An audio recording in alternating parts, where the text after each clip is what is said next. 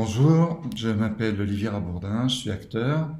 J'ai fait 2 séjours de 6 mois en Guyane pour le tournage de la série du même nom.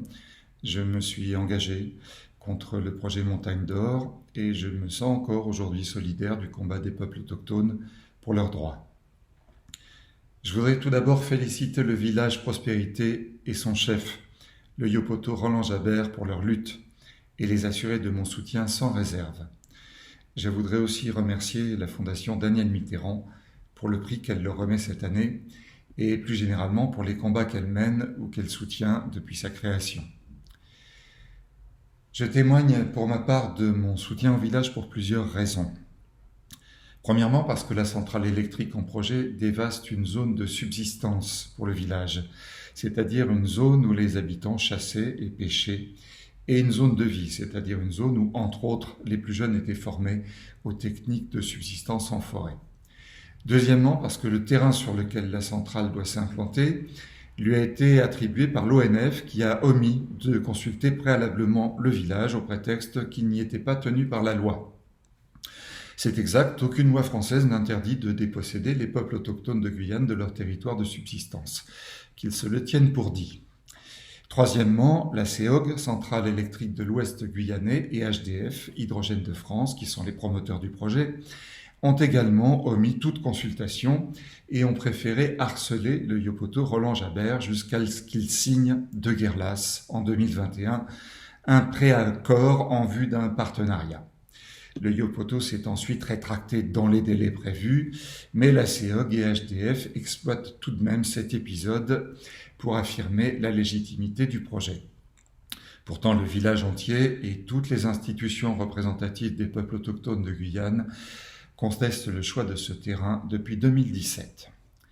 Quatrièmement, parce que la CEOG, toujours elle, argumente également sur le fait que cet emplacement est le meilleur pour la CEOG, pas pour le village. À ce stade, arguent les responsables, déplacer le projet serait long, cher et hasardeux. Eh bien, il aurait été moins long, moins cher et moins hasardeux de consulter le village et les autorités coutumières à temps. Cinquièmement, parce que les édiles locales ont eux aussi ignoré les protestations du village. Prospérité est administrativement rattachée à la commune de Mana. Or, la ville de Mana est située à une 50aine de kilomètres du village et de la future centrale, ce qui a sans doute encouragé son maire à valider l'emplacement puisque la ville n'aura pas à en supporter les conséquences et encaissera même une taxe de 3 500 000 €. Je note aussi avec amertume que le président de la CTG, Gabriel Serville, qui appartient à une formation politique que je soutiens d'ordinaire, est lui aussi totalement favorable au projet et à son emplacement. Sixièmement, parce que l'Association nationale de biodiversité a déposé en 2022 une plainte au pénal contre le chantier pour atteinte à la réglementation sur l'environnement. En effet, le projet se targue d'être vert puisque l'électricité sera produite par des panneaux solaires et sera stockée sous forme d'hydrogène. Et nous sommes d'accord, raser 200 hectares de forêt alors qu'il y a à proximité des zones déjà défrichées, c'est tout à fait vert. Septièmement, huitièmement, neuvièmement, je pourrais continuer jusqu'à demain. Ce que je veux dire ici, c'est que les peuples autochtones d'Amazonie sont présents dans la forêt depuis au moins une dizaine de milliers d'années et qu'ils sont les seuls à savoir y vivre et en vivre, en l'impactant si peu que leurs zones de subsistance sont souvent appelées à tort forêts primaires. Il faut un œil de spécialiste pour y déceler les traces de leurs activités. Attribuer des droits et des territoires particuliers aux autochtones, comme le recommande l'ONU, c'est aussi donner une chance supplémentaire à la forêt de remplir son rôle de régulateur climatique. Inversement, continuer les spoliations au prétexte de l'égalité républicaine, c'est se tirer une balle dans le pied.